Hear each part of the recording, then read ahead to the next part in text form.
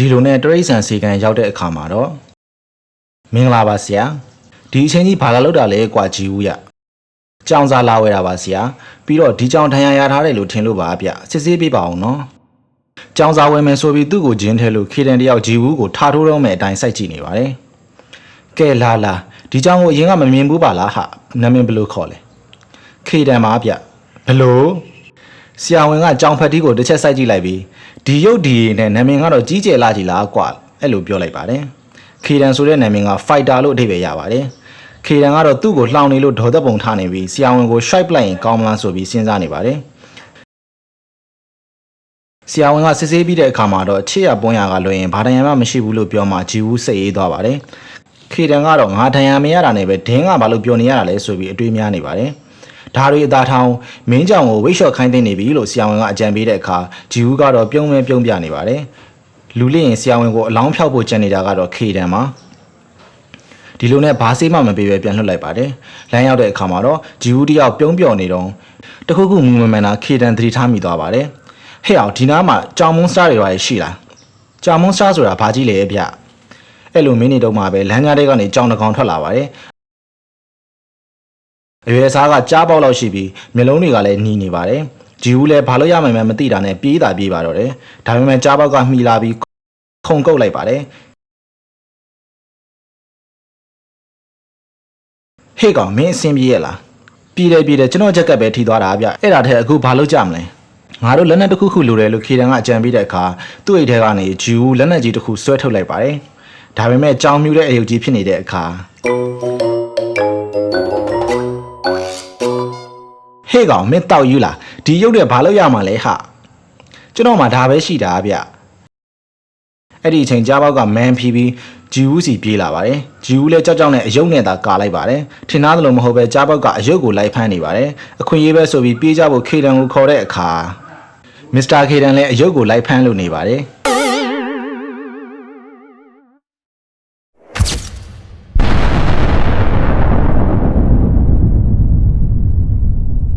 ငါရှုံးပေးပါတယ်ခေတံထပ်နိုင်သွားပြန်ပြီဟေးဘယ်နှစ်ယောက်တောင်ရှိပြီလဲဟာတယောက်ပြီးတယောက်စိန်ခေါ်ပြီးချတာအခုထိတစ်ခါမှမရှုံးမှုသေးဘူးဟုတ်တယ်နာမည်ကြီးစွမ်းအားရှင်တွေဆိုသူစိန်ခေါ်တာကိုတောင်လက်မခံရဲကြတော့ဘူးသူတို့လည်းရှုံးမှကြောက်နေကြပြီဟေးဒါဆိုခေတံကကမ္ဘာအကျဉ်းဆုံးစွမ်းအားရှင်တွေထက်တောင်ပိုချမ်းနေပြီလားခေတံငါလက်အောက်ကိုလာခဲ့မင်းကငါရဲ့ညာလက်ရုံးနေရပေးမယ်ပြီးရင်ကဘာကြီးကိုငါတို့အတူတူကြီးစိုးကြမယ်ခေတံငါတို့နဲ့လာပူးပေါင်းပါလားအတူတူသားဆိုကဘာကြီးကိုကြီးစိုးလို့ရပြီကွာကြီးမြတ်လာတော့အရှင်ခေတံကျွန်တော်တို့ရဲ့ခေါင်းဆောင်ဖြစ်ပြီပါခေတံကြီးမြတ်လာတော့ခေတံမစ္စတာခေတံခင်ဗျားဘာလုပ်နေတာတော့ဗျဘသူမှတောက်ကြွမဆိုင်ပဲနာမည်တစ်လုံးနဲ့နေလာတဲ့ခေတံတယောက်ကြောင်စော့စရာအယုတ်စီမားမှာအရှုံးကြီးရှုံးသွားလို့သူ့ကိုယ်သူမယုံနိုင်ဖြစ်နေပါတယ်သူ့ရုပ်အလူခံလိုက်ရလို့မကျေနပ်တဲ့ကြားပေါက်ကလည်းအယုတ်ကိုအတင်းဆွဲကိုက်လိုက်ပြီးထွေးထုတ်ကမန်းဖီးနေပါတယ်ဂျီဝူးကလန့်နေပေမဲ့လည်းတေချာကြီးမှာကြားပေါက်ကသူ့အရင်ကအစာကျွေးမှုတဲ့ကြောင်မှန်မှတ်မိသွားပါတယ်ဘာပဲဖြစ်ဖြစ်အခုလောလောဆယ်တော့ပြေးဖို့သာအရင်လုပ်ပါတယ်ခေတံကတော့အယုတ်ကိုစော့မိတာသူမဟုတ်ကြောင်းကြောင်ဖက်တီးတာဖြစ်ကြောင်းရှက်နဲ့တယောက်တည်းညင်းနေတုံးပါပဲကြားပေါက်ကဂျီဝူးကိုခုန်ကုတ်တဲ့အခါအရှိန်လုံးပြီးအမိုက်ပုံတွေကြားထဲညှိနေပါတယ်ဂျီဝူးတယောက်ခေတံကိုချီပြီးအသေးပြေးပါတော့တယ်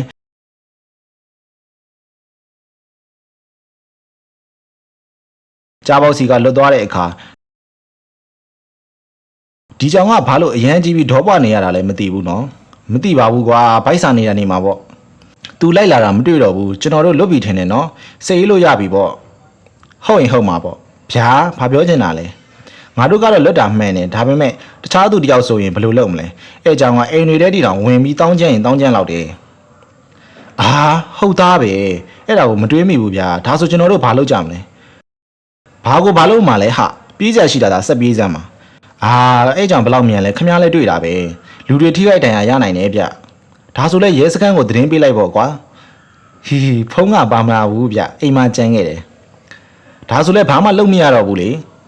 ကျွန်တော်ဝင်ကူလို့ရတယ်လေဗျာဘာပြောတယ်မင်းကဘာကိစ္စဝင်ကူမှလဲတောက်ယူရမစ္စတာခေတံကလည်းဗျာအစိုးမြင့်စိတ်လေးဘာလေးနည်းနည်းလျှော့ပါအောင်ဗျငါပြောတာကမင်းကဘာတက်နိုင်မှာမို့လို့လဲအဲ့ကြောင့်ဘလောက်ဆိုလဲမင်းရောမမြင်လို့လားသူ့လက်သေးကကားတကားကိုတောင်ဆွဲဖြဲလို့ရလောက်တဲ့အထိထက်တယ်ဟာကြောက်တာနဲ့ပဲဒီတိုင်းလှုပ်ထားလို့တော့မရဘူးလေဗျာပောက်ကရည်တွေးမနေနဲ့မင်းတောက်ကြောင်ဘာပါလို့လဲ ခေတံကအဲ့လိုတားနေပေမဲ့ဂျီဝူကတော့သူ့စိတ်ကိုရှော့မဲ့ပုံမပေါ်ပါဘူးကံမကောင်းရင်သူ့အသက်ပါစိတ်မချရတဲ့အခြေအနေမှာဝင်ကူဖို့တောင်လုပ်နေတဲ့ဂျီဝူကိုခေတံတယောက်ကြည့်ပြီးဒီကောင်တောက်ပေးမဲလို့တွေးနေပါတယ်ခမအင်းပြန်နှိမ့်လိုက်နော်ဟိုကြောင့်ကိစ္စကိုကျွန်တော်ကြည့်ကြက်ဖြေရှင်းလိုက်မယ်ဂျီဝူကအဲ့လိုပြောတဲ့အခါကဲမင်းအဲ့လောက်တော့စိတ်ပါနေရင်လည်းငါကူပေးမယ်ကွာဗျာအဲ့ကြောင့်ကိုထိနိုင်ဖို့ငါအစွမ်းတချို့မင်းကိုပေးမယ်ဗျာအစွမ်းကိုအဲ့လိုပေးလို့ရလားစွတ်ပြုံနေနဲ့အောင်အစွမ်းကခဏပဲခံပါအဲ့ဒါကြောင့်တေချာသုံးမဖြုံးမိစေနဲ့လာငါရှိမှထိုင်နေဟုတ်โอ้အစွမ်းတွေဒီကဲကြီးရာသွားပြီဗျလျှက်စစ်တွေတောင်ပါသေးတယ်ဟာအဲ့ဒါငါအစွမ်းကလျှက်စစ်မလို့လေโอ้မိုက်တာဘောဗျဒါဆိုကျွန်တော်ဟိုကြောင်စီကိုသွားတော့မယ်နော်မင်းသူ့ကိုသွားရှာစရာမလိုတော့ဘူးထင်တယ်ဟိုမှာရောက်နေပြီကျွန်တော်နောက်မှာပုံနေမစ္စတာခေတန်ဘာပြောတယ်မင်းအစင်းနဲ့မြန်ငါ့ကိုပုံခိုင်းနေပေါ့လေခေတန်အစွမ်းခဏရထားပဲမဲ့လေကြောင်မွန်းစောကိုတွေ့တဲ့အခါမှာတော့ပုံမှန်လူဆိုရင်ကြောက်နေဦးမှာပါပဲအခုဂျီဝူကလုံးဝမကြောက်တာကြောင့်ခေတန်စဉ်းစားမရဖြစ်နေပါတယ်မကြသေးခင်ကလည်းမင်းငါ့အိမ်ကိုလာသေးတယ်မလားအဲ့ကလေးကငါမင်းကိုမတွေ့တော့တာပဲမင်းမတွေဖြစ်သွားတာတော့ကွာတော်ကီဖုန်းနေရမယ့်အချိန်မဟုတ်ဘူးဟာမမြဲရှောင်းတောက်ပေးရဂျီဝူကအချိန်မီရှောင်းလိုက်ပါတယ်ကြားပေါက်ကအရမ်းမြန်လာကြောင်းပုံမှန်လူတယောက်အတွက်ရှောင်းဖို့မဖြစ်နိုင်ပါဘူးဒါပေမဲ့ဂျီဝူကသူ့ပေးထားတဲ့အစွမ်းကိုတော့မသုံးပဲတတရရရှောင်းပြနေလို့ခေတန်စဉ်းစားရခက်နေပါတယ်ချက်ချင်းမြန်သွားတဲ့အခါဂျီဝူမှာမြန်တဲ့အစွမ်းရှိမှန်ခေတန်သဘောပေါက်သွားပါတယ်ဂျီဝူကတော့နောက်ဆုံးကြမှသာခေတန်ပြီးတဲ့အစွမ်းကိုထုတ်သုံးလိုက်ပါတယ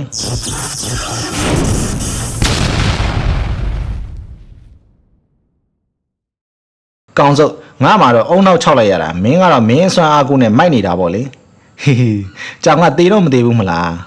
းမသေးသေးဘူးသတိမိနေုံပဲသတိမိတဲ့အခါကြားပေါက်အကောင်ပြန်သေးသွားပြီးအဲ့တော့မှသူသိတဲ့ကြောင်မှန်ဂျီဝူတေချသွားပါတယ်ထိုင်ကြည့်နေနဲ့ဟာမြ мян ပြန်ဖို့လို့ဒီလောက်စူညံနေတာလူတွေရောက်လာလိမ့်မယ်ဟုတ်ခဏကြာမှာတော့ဥပကျန်တယောက်ရောက်လာပြီးသူ့ရဲ့အစမ်းသက်ခံထဲမှာထည့်ထားတဲ့ခြေရာခံဆက်အလုံးမလုံးတော့လို့ဒေါပွားနေပါတယ်သူ့စွမ်းကိုတုံပြီးရှာလို့ရနိုင်ပေမဲ့တခြားစွမ်းအရှင်တွေသူ့ကိုသတိထားမိသွားမှလည်းစိုးရိမ်နေပါတယ်ဘာပဲဖြစ်ဖြစ်အစမ်းသက်ခံကိုတော့ပြန်ရှာရမှာဖြစ်တာကြောင့်ရွေးချယ်စရာမရှိတော့တာမို့သူ့အစွမ်းကိုထုတ်သုံးလိုက်ပါတယ်ဂျီဝူတို့အိမ်မှာတော့ကြားပေါက်ကိုဆေးထည့်ပေးနေပါတယ်အကောင်းဆုံးတော့လုပ်ပြီးပြီဒါပေမဲ့ဒီလောက်နဲ့ရပါမလားဗျာအဆင်ပြေမှာပါကွာသတိလေးမိတာပဲကိုဒါပေမဲ့ဗျာစီးကံကိုတွားပြရင်ပူကောင်းမှာဗျငါပြောနေတယ်လေကွာသူသားပုံစံပြန်ပြောရင်အကုန်ရှုပ်ကုန်လိမ့်မယ်ကွာဒါပေမဲ့စိတ်ပူတယ်ဗျာတော်တော့ကွာစိတ်ပူတာတော်ရုံပဲကောင်းတယ်သူမတက်တာတော့ရောမင်းကဘာလုပ်နိုင်မှာမလို့လဲဟုတ်ကဲ့ပါဗျာကြောင်တကောင်ကဘာလို့စွမ်းအရှင်လို့အစွမ်းနေရှိနေလဲခေတန်စဉ်းစားနေတော့ဂျီဝူကသူ့အစွမ်းကြောင့်ကိုဘယ်သူမှမပြောဘူးခေတန်ကိုတောင်းဆိုပါတယ်ဟာငါ့ကိုဘာထင်နေလဲကွာမင်းကစွမ်းအရှင်ဖြစ်တာကိုငါရှောက်ဖစီရလားကွာစွမ်းအရှင်အဲ့ဒါဘာကြီးလဲဗျဟာမင်းကိုမင်းဘာလဲတောင်မသိဘူးလားဘလို့ကျွန်တော်ကဘာဖြစ်ရမှာလဲဗျခေတန်စဉ်းစားသွားပြီးခုမှပဲသဘောပေါက်တော့တယ်မင်းကစွမ်းအရှင်ဆိုတာမင်းကိုယ်တိုင်တော့မသိဘူးပေါ့လေကျွန်တော်မင်းကုန်းတစ်ခုလောက်မေးလို့ရမလားမစ္စတာခေတန်ခင်ဗျားပြောနေတာကကျွန်တော်ကစွမ်းအရှင်ပေါ့လေဒါကြောင့်ကျွန်တော်မြ мян လှုပ်ရှားနိုင်တယ်လို့ပြောနေတာလားဟုတ်တယ်ဒါဆိုကျွန်တော်လိုအခြားစွမ်းအရှင်တွေရောရှိလောက်လားရှိတာပေါ့ဟာမင်းရှိမှလည်းတယောက်ရှိနေပြီလေဗျာမစ္စတာခေတန်ကစွမ်းအရှင်ဟုတ်တယ်လေကျွန်တော်လိုပဲအစွမ်းနေရှိတယ်ပေါ့လေဟေ့ကောင်ခေါင်းလေးပါလေးသုံးပုံမှန်လူတယောက်ကငါ့လိုကြောင်ပုံပြောင်းနိုင်မလားဟာအဲ့လိုခေတန်ကစူတဲ့အခါဂျီဝူကတော့ငိုနေပါပြီ What ဟာဘာဖြစ်တာတော့ဟာ sorry ပါဗျာအစကကျွန်တော်တယောက်တည်းပဲလူထူးဆန်းဖြစ်နေတယ်ထင်ခဲ့တာဗျဟေးဒါဆိုအခြားဆွမ်းအရှင်တွေကိုမြင်မှုတာဒါပထမဆုံးပေါ့ဟုတ်တယ်ဗျအေးပေါ့မင်းလိုမျိုးကိုယ့်ကိုဘာလဲမသိတဲ့သူတွေအတွက်လူကြားတဲ့နေရတာမလွယ်ဘူးလို့ငါကြားတော့ကြားဖို့ပါတယ်ဟုတ်တယ်ဗျကျွန်တော်မှဒီစမ်းနေရှိမှန်းသိတော့အမေကနောက်ဘက်တော့မှမသုံးဖို့မှားပေမဲ့ငယ်တုန်းကသတိလွတ်ပြီးတစ်ခါထုတ်သုံးမိလိုက်တယ်အဲ့နောက်ပိုင်းကျွန်တော်တငယ်ချင်းတွေကျွန်တော်ကိုကြည့်တဲ့အကြည့်ကိုအခုထိမမေ့နိုင်သေးဘူးဗျာကျွန်တော်ကမွန်စတာလို့သူတို့ပြောတယ်ဗျအဲ့ကလေးကကျွန်တော်အစွမ်းတွေကိုထုတ်မသုံးရတော့တာပဲဒါတော့မှတစ်ခါလေးပေါ်သွားလို့အိမ်ပြောင်းရတာအချိန်ချင်းပဲဗျာအမေစိတ်ပူမှဆိုလို့သာထုတ်မပြောခဲ့တာတကယ်တော့ကျွန်တော်ကလူတောင်ဟုတ်ပါမလားဆိုပြီးအမြဲထိတ်လန့်နေခဲ့ရတာဗျလူတွေကသာကျွန်တော်အစွမ်းကြောင်တီးသွားရင်ကျွန်တော်ကိုဓာတ်ခဲပန်းနဲ့ခေါ်သွားပြီးခွဲစိတ်စမ်းသပ်မှာကိုအရန်ကြောက်နေခဲ့တာဗျအစွမ်းရှိတာကျွန်တော်တယောက်တည်းမဟုတ်မှန်းသိရမှာပဲစိတ်အေးသွားတော့တယ်ဗျအဲ့လိုမျိုးဂျူးတယောက်ရင်ဖွင့်နေပေမဲ့လည်းခေတန်ကတော့အဲ့ဒါနဲ့ပဲငိုစရာလားကွာဆိုပြီးပြောလိုက်ပါတယ် ခဏကြာမှတော့ဂျီဝူးကသူ့ကိုစွမ်းအားရှင်တွေအကြောင်းပြောပြဖို့ခေတံကိုတောင်းဆိုတဲ့အခါမင်းလိုငါလိုမျိုးတဘာဝလုံးစွမ်းအားရှိတဲ့သူတွေကိုစွမ်းအားရှင်လို့ခေါ်တယ်စွမ်းအားရှင်တွေကဘယ်ကနေဘလို့ဖြစ်တယ်ဘယ်တော့မှစပေါ်တယ်ဘယ်သူမှသိချမသိဘူးအစွမ်းတွေကိုတော့စိတ်စွမ်းအားနဲ့ကိုယ်စွမ်းအားဆိုပြီးနှစ်မျိုးခွဲလို့ရတယ်စိတ်စွမ်းအားရှင်တွေကအဝေးကအရာတွေကိုရွှေ့တာဖျက်ဆီးတာတွေမကဘူးပောက်ကွဲအောင်တော့လုပ်နိုင်တာမျိုးရှိတယ်ကွာဟိုးဒါဆိုဇကားတွေကစူပါဟီးရိုးတွေနဲ့တူတာပေါ့အေးဟုတ်တယ်အဲ့လိုမျိုးပဲအစွမ်းတွေကိုနီးမျိုးမျိုးသုံးပြီးလဲပိုစွမ်းအောင်လုပ်လို့ရတယ်မင်းရဲ့အစွမ်းကမြန်မြန်လှုပ်ရှားနိုင်စေတဲ့ဆိုပေမဲ့မင်းမသိသေးတဲ့အခြားလုပ်နိုင်တာမျိုးလည်းရှိကောင်းရှိနိုင်တယ်ဘာပဲပြောမင်းအစွမ်းကတစ်နေ့ထက်တစ်နေ့တော့ပိုကျန်းလာတယ်မလာ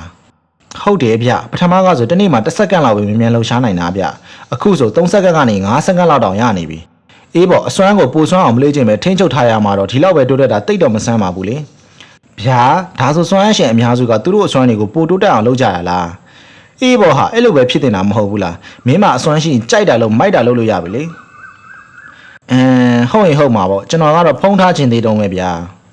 အဲ့ဒါမင်းကလူကွာစာဖြစ်နေတာလေဟေ့ကောင်ငါဒီမှာအရေးကြီးတာတွေရှင်းပြနေတာနော်ဟီ sorry တညက်နေလုံးဘာမှမစားရသေးလို့ပါဗျအဲ့လိုနဲ့ဂျီဝူပေါမုတ်ယူစားမလို့အလုံးမှာခမ ्या လဲစားလေတညက်နေလုံးဘာမှမစားရသေးဘူးမလားဆိုပြီးကြောင်စာတွေထည့်ပေးပါတယ်ဂျီဝူခမ ्या စားပါဗျာလို့ချော့ကျွေးနေပေမဲ့လေခေတံကတော့ကြောင်စာမြင်တိုင်းသူ့ဖြစ်သူမေးခွန်းထုတ်ရင်လက်သားမိုင်မှိုင်နေတော့မှာပဲနောက်ဆုံးတော့လေဦးမတောက်မှတီးသားဆောင်နိုင်မယ်ဆိုပြီးကြောင်စာကိုပဲစားရပါတော့တယ်ခဏကြာမှာတော့ဥပချမ်းရဲ့အစွမ်းတွေဂျီဝူတို့အိမ်သာရောက်လာတာကိုခေတံသတိထားမိသွားပါတယ်သတိမိနေတဲ့ကြားပေါက်ကရူရှူတွေထားဖြစ်ကုန်ပြီးအိမ်အပြင်ပြေးထွက်သွားတဲ့အခါဂျီဝူတို့နှစ်ယောက်ကြောင်ပြီးကြံခဲ့ပါတယ်ခုနကသူမြင်တဲ့အစွမ်းကြောင့်ဖြစ်နိုင်တယ်လို့ခေတံကပြောနေတော့ဂျီဝူကတော့သွားပြန်ဖမ်းဖို့လုပ်နေပါပြီဟေ့ကောင်ဟီယိုလို့အောင်မလို့လားကွာပထမတစ်ခါကရှောင်လို့မရတဲ့အခြေအနေမို့လို့ထားပါတော့ဒုတိယတစ်ခါကတော့မင်းဝင်ပါစရာမလိုတော့ဘူးထင်တယ်ကွာအဲ့ကြောင့်ကတခြားသူတွေကိုအန်ရပေးဖို့နေတတ်တာသူဟာသူတောင်လေတိုက်ရင်လဲတော့မယ်ကိစ္စကြီးကိုကွာဒါဆိုဖမ်းရတာပူလေတာဗောဗျတခြားသူတွေကိုစိတ်ပူတာမှန်ပေမဲ့သူ့ကိုလည်းစိတ်ပူတယ်ဗျခေတံတယောက်ခဏတိတ်သွားပြီးဟုတ်ပြီဒါဆိုလဲငါလည်းလိုက်ခဲ့မယ်ကွာဗျာတကယ်လားအဲ့လိုမျိုးဂျီဝူတယောက်ပျော်သွားပါတယ်အေးကျောင်းကလည်းထူးဆန်းတယ်လို့ခုနကမူမမှန်နဲ့အစွမ်းတစ်ခုတွေ့လိုက်တယ်မင်းကိုစိတ်ပူလို့လုံးဝမဟုတ်ဘူးနော်သဘောပေါက်မစ္စတာခေတံကျွန်တော်နဲ့အတူတူလိုက်ပေးမယ်ဆိုတာနဲ့ကျေးဇူးတင်နေပါပြီဗျတောက်စကားများမနေနဲ့ငါနောက်မြန်လိုက်ခဲ့လမ်းရောက်တဲ့အခါမှာတော့ငါတွေ့ရတဲ့လောက်ဆိုရင်တော့အဲ့ကြောင်ကမြန်လှုပ်ရှားနိုင်တာသူ့အစွမ်းဖြစ်မယ်ဒါပေမဲ့မင်းရဲ့လှင်မြန်စွမ်းနဲ့ဆက်စွမ်းရည်တွေကသူ့ထက်ပိုတာတယ်ပြောရမယ်ဆက်စွမ်းရည်ဆိုတာဘာကိုပြောတာလဲဗျမြန်လှုပ်ရှားနိုင်ဖို့ဆိုအလိုလျောက်တော့မြန်နိုင်စွမ်းမြင်နိုင်စွမ်းပြီးတော့ကြွက်သားတွေကအစားတာမန်လူထက်တာနေမှရမှာလေဒါတွေကိုဆက်စွမ်းရည်လို့ခေါ်တယ်ဟုတ်ကဲ့ရှင်းနာရောက်ရင်ဘယ်ဘက်ကိုချိုးဒါနဲ့မင်းစွမ်းကိုဘယ်လောက်ကြာထပ်သုံးလို့ရသေးလဲခုနကလည်းသုံးလိုက်ရသေးတယ်ဆိုတော့2စက္ကန့်လောက်ပဲထပ်သုံးလို့ရတော့မယ်ဗျဒါပေမဲ့အချိန်တစ်ဖြတ်စီနည်းနည်းချင်းစီသုံးရင်တော့ပူကြာရလောက်တယ်ဘယ်ကိုဆက်သွားရမလဲဗျဟိုဘက်ကိုသွားဒါနဲ့မစ္စတာခေတံကဘလို့သိနေတာလဲဗျငါနီးလန်းနဲ့ငါရှိတယ်ငါထင်တယ်လို့သာဆိုရင်ဒီကိစ္စကအခြားဆွမ်းအရှင်တယောက်နဲ့ပတ်သက်နေတယ်ကြားဘောက်ကိုတွေ့မဲ့နေရမှာသူလည်းရှိနေလိမ့်မယ်ဗျာခုနကပြောတယ်ဆွမ်းအရှင်တွေလို့လာ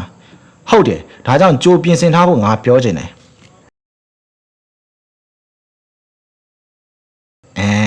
ရှောက်လာပြီပေါ့လေကျွန်တစ်စိတ်ကိုတော့မလွန်ဆန်နိုင်သေးဘူးပဲကွာ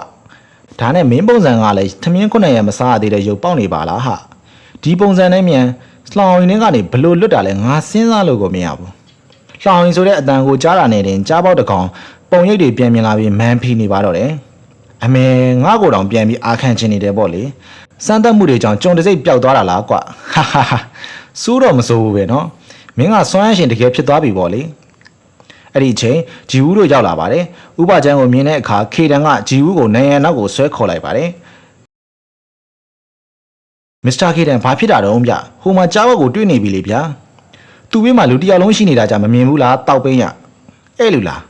းဟုတ်တယ်အဲ့ဒါငါပြောတဲ့စွမ်းအရှင်ပဲဗျာဘာမှမစင်စားပဲစွမ်းအရှင်နဲ့ဝင်မချသင့်ဘူးဟာဒီအပြင်အဲ့ဒီကြောင်ကသူ့ကြောင်ဖြစ်ရမယ်ခုနကငါတွေ့တဲ့အစွမ်းကသူ့ကြောင်ကိုသူခေါ်တဲ့ signal ပဲဖြစ်ရမယ်အဲ့လိုပြောရင်အရေးချေကြည့်နေပါတယ်အ ਨੇ ဆုံးတော့သူ့ကိုလိုက်ရှာနေတဲ့သူမဟုတ်တာကြောင့်ခေတံစိတ်အေးသွားပါတယ်ဒါပေမဲ့အစွမ်းတွေကိုပေါ်တင်ကြီးသုံးရဲတဲ့ဥပချမ်းရဲ့ရည်ရွယ်ချက်ကဘာမှန်းတော့စဉ်းစားမရဖြစ်နေပါတယ်ပြန်တိုက်ဖို့လုပ်တဲ့ကြားပေါက်ကိုဥပချမ်းကစိတ်ဆွမ်းအားနဲ့ကိုင်းပေါက်လိုက်ပါတယ်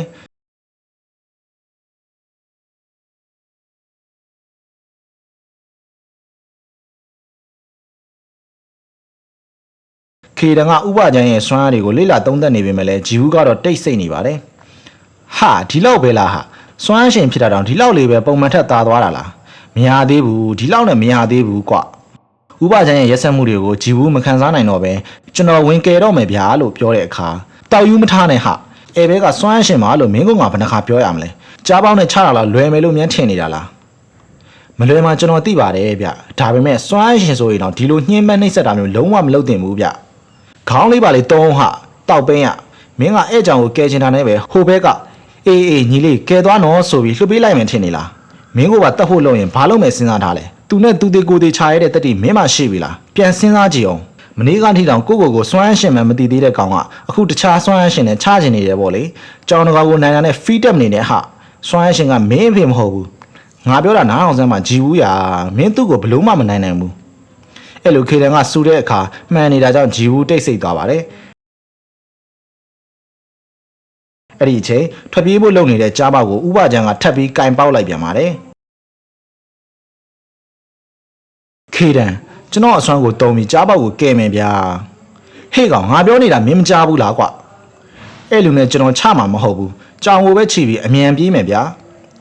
မင်းကမြန်နေဆိုရင်တော့ तू လဲစွမ်းရရှင်ပဲဟာသူ့အာယုံတွေကတာမန်လူတွေထက်အများကြီးတာတယ်မင်းကိုမြင်နိုင်ရင်ဘယ်လိုလုပ်မလဲအခုလိုကျွန်တော်တို့စိတ်ပူပေးနေတာတောင်နားမထောင်လို့တောင်းပန်ပါတယ်ဗျာဟာချီးကိုငါကမင်းတို့စိတ်ပူရမှာလားခင်ဗျားပြောသလိုပဲကျွန်တော်အစွမ်းကအတုံးမဝင်တာမျိုးဖြစ်နိုင်တယ်အသက်အန္တရာယ်ရှိတာလဲကျွန်တော်သိတယ်ဒါပေမဲ့ကြားပေါက်ကိုတော့ကျွန်တော်ကယ်ချင်နေတော့မယ်ဗျာမတားပါနဲ့တော့အဲ့လိုပြောနေတော့မှပဲဂျီဝူးပျောက်သွားပြီးကြားပေါက်ရှိကိုရောက်သွားပါတယ်ဥပချမ်းလဲခဏတော့ကြောင်သွားပေမဲ့ချက်ချင်းဒီပါအစွမ်းနဲ့ဖမ်းဖို့လုပ်ပေမဲ့မမီတော့ပါဘူးဟာဘဲရောက်သွားတာလဲဟာအခုပဲငါရှိမှရှိနေတာလေလခွမ်းမဲကွာထောက်လန်းရေးတွေလက်ချက်ပဲဖြစ်ရမယ်ငါအစွမ်းကိုပေါ်တင်မတုံးလိုက်သင့်ဘူးကွာအဲ့လိုနဲ့နောက်ထပ်ထောက်လန်းရေးတွေမရောက်ခင်အမြင်မြန်လေးမှဖြစ်မယ်ဆိုပြီးဥပချမ်းလဲပြေးပါတော့တယ်ဂျီဝူးတို့လည်းပြေးနေတော့မှာပဲကျွန်တော်တို့လုံနိုင်ခဲ့ပြီဗျချီးကိုကျွန်တော်တို့အဲဘက်ကမင်းရှိမှန်တီးသွားပြီကွအဲ့ဒါဘလောက်အနေများလဲမင်းတီရောတီရလားတောက်ပင်းရဂျီဝူးကတော့ကြားပေါက်ကိုသာကြည့်နေပါတယ်ဒါပေမဲ့သူ့ကိုကျွန်တော်မထားခဲ့ရဘူးလေဗျာဘာပြောတယ်ကျွန်တော်မှကဲနိုင်ဖို့အစွမ်းရှိရသားနဲ့ဥပိ္ပခမပြုတ်ရဘူးဗျဆိုပြီးရီနေပါတော့တယ်ရီမနေနဲ့ဟာတောက်ပေါ်ရတောက်ယူခေတံတယောက်အဲ့လိုပြောနေပေမဲ့လည်းဂျီဝူးရဲ့လှင်မြန်စွမ်းကသူထင်ထားတာတဲ့ပုံမြန်နေတာကိုအံ့ဩနေပါတယ်အခုလိုပြောတာထူးတော့ထူးဆန်းနေလိမ့်မယ်ဗျဒါပေမဲ့ကျွန်တော်အခုအရန်ရင်ခုန်နေတယ်ဘာလဲဟာမင်းကကြောက်ရမယ်အစားဘာကိစ္စရင်ခုန်နေရတာတော့ဟုတ်တယ်ဗျဖုံးထားဖို့စူးစမ်းခဲ့ရတဲ့ကျွန်တော်အစွမ်းတွေကပြဿနာမဟုတ်မှန်းသိလဲရပြီလေအခုဆိုဒီစွမ်းကိုတုံးပြီးဒီလိုဂုံယူစရာတွေပါလုံနိုင်ခဲ့ပြီလေဒါကြောင့်ရင်ခုန်နေတာဗျတောက်ပေါ်အဲ့ဒါနဲ့ပဲရင်ခုန်ရရောလားဟေးဟေးနားကြီးတယ်ကွာအဲ့လိုနဲ့ဂျီဝူးကပြောချင်းရပြောပြီးပျော်ကြီးခုံပေါက်ပြေးနေတယ်လို့ခေတံကလည်းနားကြီးချောင်းအော်ဟစ်နေပါတော့တယ်လခွမ်းမဲကွာငါအပင်ပန်းခံပြီးဖန်တီးထားရတဲ့အစမ်းသက်ခံအလူခံလိုက်ရပြီကွထောက်လန်းရေးတွေငါတို့ကိုခြေရခံမိနေပြီထင်တယ်ဝူအင်းရလှောင်ရင်းတွေကလွတ်သွားတဲ့အစမ်းသက်ခံကအောင်မြင်တယ်ကွဒါပေမဲ့ထောက်လန်းရေးတယောက်ကငါစီကဝင်လူသွားတယ်ကွာဂျီနီယာကနေမြန်မြန်ပြောင်းဖို့တော့လိုနေပြီဒါပေမဲ့အောင်မြင်တဲ့စမ်းသက်မှုအချက်လက်တွေကိုဒီတိုင်းထားမခဲ့ချင်သေးဘူးကွာဒါကြောင့်အခုလောလောဆယ်တော့သတိနဲ့သွားသတိနဲ့လာပြီးအောင်မြင်တဲ့စမ်းသက်ခံကိုပြန်ဖမ်းဖို့လုပ်ရမယ်ကြားလားဟုတ်ကဲ့ပါ Professor